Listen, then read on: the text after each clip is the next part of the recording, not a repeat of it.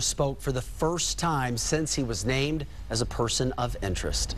Meanwhile, questions are being raised about the check that he wrote around the time Jane was murdered. Action News reporter Kim Russell is live this morning in Grosse Pointe Park. And Kim, I understand the pressure is now on police because no one is charged, and this story continues to produce a new angle every day. That's right, Vic. I'm live at the Grosse Pointe Park Police Department. I went inside. I spoke to officers just a short time ago. They say there have been no big breaks in the case overnight. Meantime, no one is charged. Not Joe Gens, a man who's been in custody since Tuesday, and not Bob Bashara, who has been called a person of interest and spoke to reporters yesterday.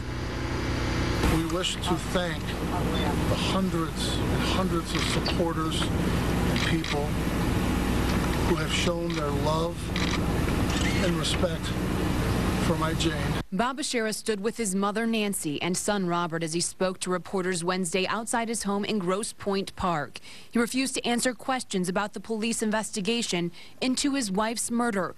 Jane Bashara was found in her car in a Detroit neighborhood last week, miles from her home. Police say Bob Bashara is a person of interest. His attorney says if charges are filed, Bashara will turn himself in. If something bad would happen, I have asked them to contact me to allow me to surrender Bob to the police department. We have cooperated with law enforcement agencies and will continue to do so. Attorney David Grimm says the story of Joe Gens, a man who sources say turned himself into police, claiming he was an accomplice in the murder, doesn't make sense. 7 Action News has learned Joe Gens cashed a check from B&B for $452 at a local liquor store the day after Jane's body was found. Bob Bashara owns a company called B&B Investments. Grimm says Bob knows Joe Gens and has paid him money for manual labor. If the allegation he's a hitman, who pays a hitman with a check? I mean, you pay a hitman with cash. You don't give him a check.